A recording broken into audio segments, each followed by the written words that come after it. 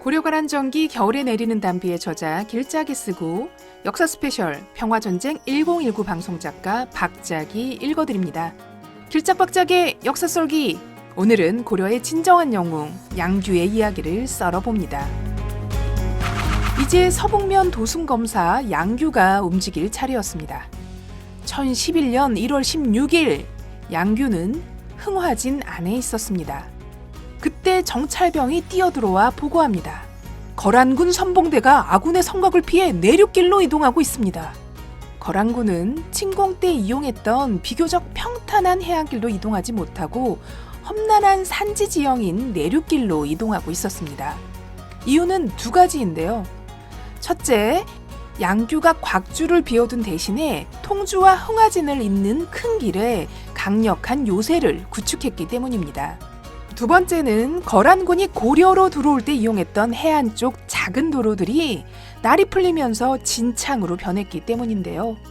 따라서 거란군은 어쩔 수 없이 험난한 산길을 이용해 회군할 수밖에 없었죠. 아무리 강력한 거란군이더라도 이 2달간의 원정으로 매우 지쳐 있었습니다. 더구나 험한 산지로 이동 중이었죠. 따라서 양규는 회군하는 거란군을 찾아 나서서 요격하는 전술을 택했습니다. 이제 우리의 시간이다. 고려를 구하고 포로도를 구하라. 그리고 포로를 구출하는 것을 최우선 목표로 삼았습니다. 그리고 서희의 방어 전략에 따라서 구주 등 인근의 성이 양규와 함께 할 것이었죠.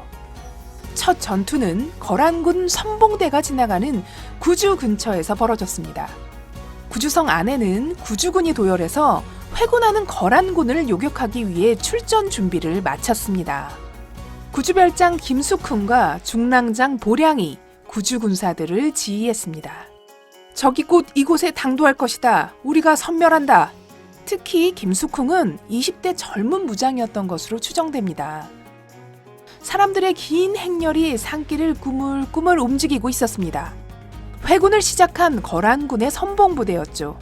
이들은 고려의 성곽을 피해 북쪽의 산길을 이용해서 도망치듯 빠져나가고 있었습니다. 이것이 바로 양규가 거란군에게 강제한 상황이었습니다.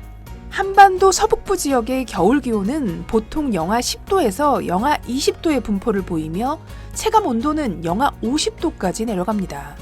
또한 추위와 더불어 굽이굽이 펼쳐진 눈 덮인 산길은 거란군에게 또 다른 힘겨운 전투였습니다. 1월 17일 구주 북쪽에 거란군 선봉대가 도착합니다. 쉬지 않고 달려온 이들의 입에서는 하얀 입김이 쉴 새 없이 뿜어져 나오고 있었습니다. 구주 북쪽 길은 경사가 매우 심하고 폭이 좁아서 내륙 지역 중에서도 가장 험한 지형으로 꼽힙니다. 험하기로 말하자면 이 대관령이나 한계령은 우술 정도의 지형이죠. 거란군은 좁은 길을 따라서 일렬 종대로 갈 수밖에 없었습니다. 제한된 단일 기동로를 이용함으로써 행군 대형이 길어지고 방향 전환도 쉽지 않았죠. 기습당하기 딱 좋은 상황인 것이죠. 그때 화살과 돌이 거란군의 머리 위로 쏟아져 내립니다. 적들을 도륙하라! 한 놈도 살려보내지 마라! 구주별장 김숙훈과 중랑장 보량이 이끄는 구주군이었습니다. 지형에 익숙한 구주군은 산악지세를 활용해서 은밀히 매복해 있었던 것이죠. 구주군들은 위에서 아래로 화살과 돌을 비처럼 쏘아댔습니다. 협곡은 그대로 거란군의 무덤이 되어갔습니다. 이날 김숙흥이 이끄는 구주군들은 거란 병사 만여 명을 척살했습니다. 이때 구주군의 숫자는 1000여 명 정도로 추정되는데요. 겨우 1000여 명의 병력으로 그 10배가 되는 적들을 섬멸한 것이었습니다. 한편 거란군은 압록강변 무로대라는 곳에 기지를 세우고 이곳에 20만 군대를 주둔시켜 놓았습니다. 1월 18일 양규는 군사들을 이끌고 무로대 남쪽에 있었습니다. 무로대를 지켜보던 양규가 어느 순간 명령을 내립니다. 적들을 주살하고 우리 백성을 구하라! 양규는 대담하게도 겨우 1000여 명의 병력으로 거란군 20만이 있다고 알려진 무로대를 기습했습니다. 와, 진짜 양규는 진정한 무신이었습니다. 양규가 무로대를 공격한 이유는 거란군의 회군이 시작되었기 때문인데 이들이 회군하는 거란군에 합류하지 못하도록 묶어두고 또한 포로를 구출하기 위해서였습니다. 양규는 거란군 2천여 명의 목을 베고 포로가 되었던 남녀 2,000명을 되찾았습니다. 그리고 무로대를 기습한 후에 다시 통주로 급히 남하하죠. 양규와 그의 군사들의 속도는 정광석화와 같았습니다.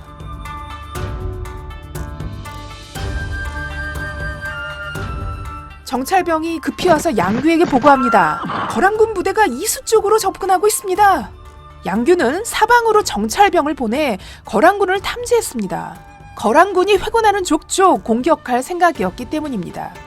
포로들은 어떠한가? 도승검사로서의 양규의 의무는 강동 육주의 수호자로서 나라와 백성을 지키는 것이었습니다. 따라서 포로는 구해내야 했습니다. 자국민을 구하지 못하는 나라는 나라가 아닌 것이니까요. 당시 전쟁에서 포로는 가장 중요한 전리품이었습니다. 거란군은 눈에 보이는 모든 고려인들을 포로로 잡았었죠. 이들은 거란에서 농사를 지으며 대대로 노예로 살아가게 될 것이었습니다. 양규가 이끄는 고려군이 좁고 험한 산길을 이동하는 거란군을 덮쳤습니다. 이수에서 거란군을 패퇴시키고 도망가는 적들을 성령까지 추격했습니다. 결국 거란군 2,500여 명을 베었고 포로가 되었던 고려인 1,000여 명을 되찾았습니다. 양규는 전쟁이 끝날 때까지 포로들을 구하는데 온 힘을 쏟았습니다. 양규가 거란군을 유격하고 있을 즈음 현종은 나주를 떠나 개경으로 향했습니다. 개경에서 나주로 몽진을 떠날 때는 도시를 피해서 움직였었죠. 그러나 돌아오는 길에는 전주, 공주, 청주 등에 며칠씩 머물며 민심을 다독였습니다. 법에 따르면 왕에 대한 공격은 사형이었지만 현종은 몽진 중에 배반한 신하들을 용서했고 자신을 공격한 사람들도 관직을 삭탈하는 정도로만 처벌했습니다. 심지어 이때 잘못한 신하들에게 만회할 기회도 줍니다. 현종은 거란과의 결전을 선택할 정도로 용기와 배짱을 가지고 있었죠. 거기에 더해 자신을 배반한 신하들을 품을 만한 관용의 정신도 함께 가지고 있었던 것입니다. 고려 태조 왕건은 부인을 무려 29명이나 두었습니다. 그 사이에서 아들은 25명, 딸은 9명이 태어납니다. 이 정도면 왕실의 후손은 충분하다고 볼 수 있는데 광종 때 태종의 아들들 대부분을 숙청해버립니다. 그래서 왕실 남자들의 씨가 마르게 되죠.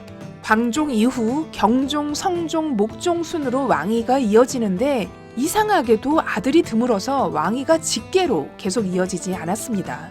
태조 왕건은 이복 남매끼리 결혼을 시키는 정책을 실시했는데 그런 종래원의 영향으로 유전적인 문제가 생겨서 아들이 드문 것일 수도 있고 또 우연한 일일 수도 있습니다.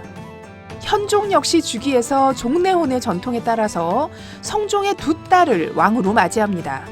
그러니까 부계로 따져서 5천 조카들과 결혼을 한 것이었는데요. 이들 사이에서도 공주 2명만 태어납니다. 현종은 나주에서 돌아오는 길에 다시 공주에 들르게 되는데요. 몽진길 환대를 베푼 김은부를 다시 만납니다. 공주절도사 김은부에게는 딸이 3명 있었는데요. 맞딸을 시켜서 현종에게 옷을 지어 올리게 합니다. 예상한 바대로 현종은 김은부의 맞딸, 네, 맞딸뿐 아니라 3딸 모두를 왕후로 맞이합니다. 원성태후, 원혜태후, 원평왕후가 그들입니다. 만일 정상적인 상황이었다면 종래혼을 하는 고려 왕실의 법도상 신분이 낮은 편인 김은부의 딸들을 왕으로 맞을 일은 없었을 것입니다. 거란의 침공이 이들을 왕으로 맞이하게 했고 이들과 현종 사이에서 드디어 4명의 왕자가 태어납니다. 이후 고려가 멸망할 때까지 현종과 김은부 딸들의 직계 자손들이 고려의 왕위를 잇게 됩니다. 어쩌면 역설적이게도 거란의 침공이 고려 왕조의 중흥을 이끌었다고도 볼 수 있겠습니다. 현종은 이곳 공주에서 시를 한 수 짓습니다. 이때 거란군은 퇴각하고 있었고 현종은 어느 정도 마음의 여유를 찾고 있었습니다. 시를 한번 읊어볼까요? 일찍이 남쪽에 공주라는 곳이 있다고 들었는데 선경의 영롱함이 길이길이 그치지 않도다. 이렇게 마음 즐거운 곳에서 신하들과 함께 온갖 시름을 놓아본다. 1월 22일 양규는 여리참에 있었습니다. 여리참의 정확한 위치는 알 수 없지만 통주와 구주 사이 산길에 있었을 것입니다. 여리참에서 거란군을 발견하자 양규는 즉시 칼을 빼어들었습니다. 적들을 주살하라! 양규의 명령에 따라 고려군들은 순식간에 거란군을 강타했습니다. 양규의 부대는 거란군 1000여 명을 베고 사로잡혀 있던 남녀 1000여 명을 구했습니다. 이날 양규는 3번 싸워서 3번 모두 이겼다고 기록되어 있습니다. 다시 재침하지 못하도록 양규는 회군하는 거란군에 심대한 타격을 입히려 했고 또한 최대한 많은 포로를 구출하고자 했습니다.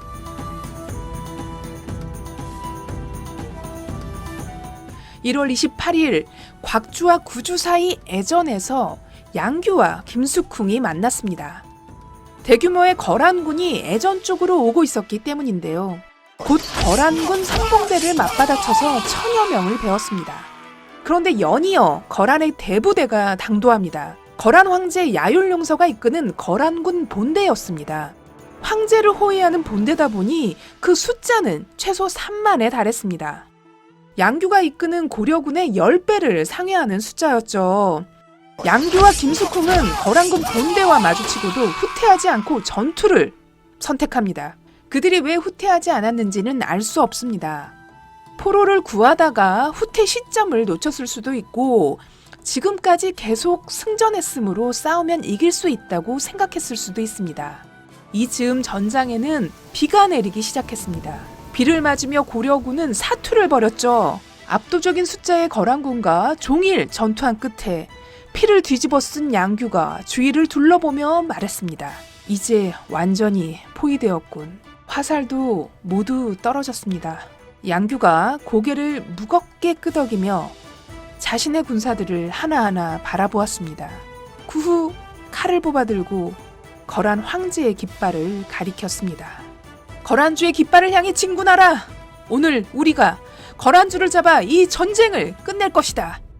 양규의 명령에 고려군들은 거란 황제의 깃발을 목표로 전진했습니다. 결국 모든 군사들이 쓰러지고 양규와 김숙흥의 몸에도 거란군이 쏜 화살들이 빼곡히 박혔습니다. 양규와 김숙흥이 쓰러지자 거란군은 다시 행군을 시작합니다. 그런데 비가 계속 쏟아지고 있었습니다. 늦겨울의 차가운 빗방울이 작고 예리한 비수가 되어 거란 군사들에게 무수히 꽂혔습니다. 군사들에게 눈보다 무서운 것이 비였습니다. 눈은 털어내면 되지만 비는 털어낼 수 없으니까요. 압록강까지는 적어도 이틀 거리. 겨울옷과 갑옷으로 중무장하고 있던 거란군의 몸이 빗물에 차갑게 젖어들었고 해가 지자 꽁꽁 얼어붙었습니다. 거란군들은 밤새 비를 맞아서 죽을 고생을 해가며 행군했습니다. 말과 낙타는 추위와 배고픔에 쓰러져 갔습니다. 죽음의 행군 뒤에 겨우겨우 압록강에 당도했을 때 이제 얼음이 녹아 강물이 도도히 흐르고 있었습니다. 거란군은 걸어서 도강할 만한 지점을 찾아 열지어 강을 건너기 시작했습니다. 그러나 끝날 때까지 끝난 것이 아니었습니다. 흥화진사 정성이 도강하는 거란군을 기다리고 있었던 것입니다. 정성은 거란군이 반쯤 도강할 때까지 기다렸다가 맹공을 가했습니다. 한 명도 살려보내지 마라! 공격을 받은 거란 군사들은 갑옷과 무기를 버리고 강물을 향해 정신없이 뛰어들기 시작합니다. 무수한 거란 병사가 화살에 맞아 죽고 물에 빠져 죽었습니다. 역사 자세히 썰기! 송나라 역사를 기록한 속자치통감 장편은 이때의 전쟁을 이렇게 기록하고 있습니다. 이때 거란이 다시 대군으로 고려를 정벌했다. 왕순이 여진과 병사를 합하여 항거하여 거란군을 대패시켰다. 거란 귀족과 병사, 수레 중에 돌아온 것이 드물었다. 관리들도 태반이 전사했다. 이에 유주와 계주의 영을 내려 조금이나마 글을 아는 사람까지 뽑아서 관리에 보충했다. 거란군은 개경까지 함락시켰지만 그 대가는 혹독했습니다. 역사는 사실상 고려의 승리를 기록하고 있습니다. 이것은 모두 양규의 활약 덕분이었습니다.